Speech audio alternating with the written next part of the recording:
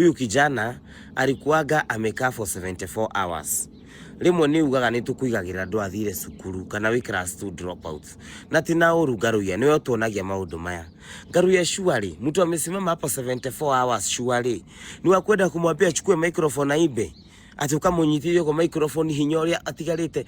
You know, if you went to school, basic school hata class 8 unafaa kujua mtu amesimama for 74 hours hana hata nguvu kidogo. Ngaruya mwana kio agutigite ithaa na nuthu we wathi haria kure shube ucio tutingicunire twarikia ungitureheire shube ucio tucune twarikia 5 am no wathi haria shubiri kana ukine no wega kuina na ndiruga ni uru. Don't misquote me ndukandirire nie ana kunjariria githungu please. Dinauga kuina ni uru no ni unginire na kuria no ndungimwikire haria. Unajua na kuheshimu tu because anaona huyo ni akondwara State House kana huyo ni wa bata kana kindu ta kiu na ni wega kana we mukuru kumukira na ni wega gutia mundu. Lakini sasa iko haja gani umforcishe kuiba na unaona kabisa akili yako wisdom ona akoro ndwathire shukuru hakiri ya mushiarire wisdom tina uru.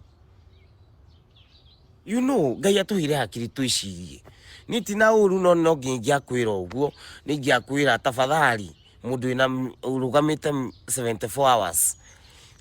Basic knowledge dictates that you should know hana gufu. Washa kuenda kushida hapo shube unapeleka crusade Murang'a, crusade thaa ikomishi tuko Ngaruya, crusade thaa ikomishi tuko na toga nduthomete ugatula nturakwira uru